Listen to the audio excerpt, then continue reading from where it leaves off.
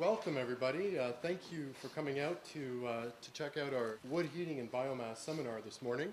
And what a perfectly good day for weather to be talking about heat. We have a pretty aggressive time schedule this morning. We have a lot of content to go through. And one of the things we're just going to ask if we can save questions till the end. We have a question and answer portion at the end of the presentation. And we also, well, we'll just get underway with doing some introductions. So is Charles Simon, if you could join us, Charles. So again, welcome. I'm going to just do some introductions first. The gentleman here, Ian Clark, is from Wellington Stove Sales, Wellington Fireplace and Leisure in Rockwood. You'll get it yet. And we also have Ken, who's a wet certified installer, wood stoves. Thank you, Ken. And we also have Tim, who's with the distributor, with the foundry. And as well, we have Charles Simon. Charles Simon is one of the leaders in carbon neutral and is an architect and planner for a number of years. I think affectionately known as the grandfather of green architecture. Charles lives in the village. And my name is Charles as well. My background actually is I do virtual reality simulators for a living, which doesn't have a lot to do with wood, heat, and biomass, except in my private life I'm very passionate about this. And I guess this whole idea was born because with all of our experiences between Charles, Ian, and myself, we thought it would really be great through many conversations to put a seminar together and share what we have learned in this forum.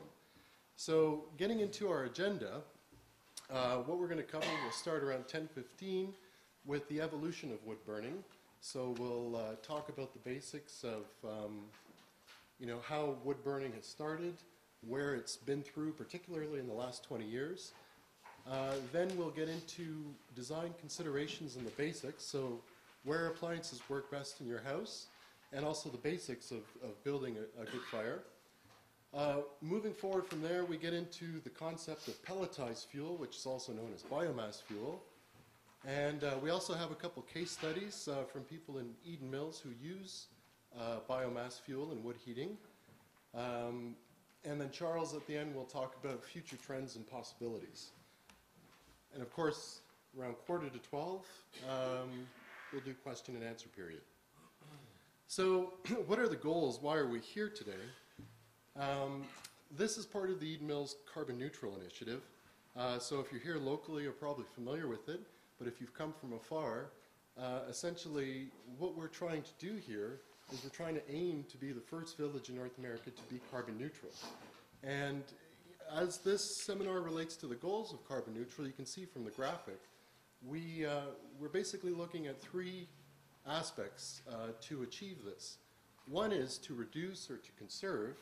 The other is to replace. So what we're doing currently, maybe replace or substitute with other technologies.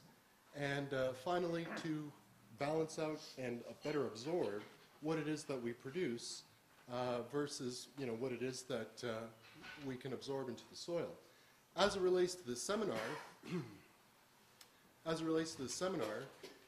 the idea of conserving, the conserve aspect of this, is how can you improve what you're doing with your existing wood-burning appliances? So we're going to talk about some improvements that you can make to the burn cycle and how you can conserve wood, burn more cleanly with what you're using existing. Of course, the other concept of this as well is replacement. So if you don't have a wood-burning appliance, you have just a forced air oil furnace or electric, heaven forbid, there's ways that you can replace that technology or augment it with wood-burning technology. As well, we have the whole notion of biomass fuels and pellet fuels, which we'll get into. The benefits of this from an environmental perspective obviously are very pronounced. The whole carbon neutral aspect, Charles will explain later on. But generally, these technologies are believed to be pretty much approaching carbon neutral. There's issues around transportation, manufacturing, and distribution, but essentially, at a very simplistic level, it approaches that. It can also have economic value to you as well.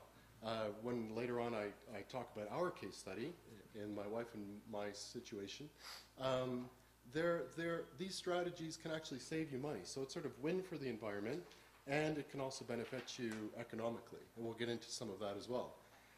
It also promotes sustainable industries that are locally homegrown here, regionally, but also at a Canada-wide level.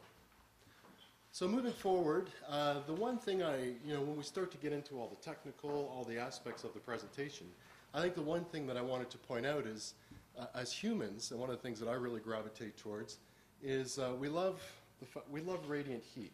As a species, we've evolved with radiant heat from the sun, and very early on, using campfires and the rocks around a campfire, we really appreciate radiant heat.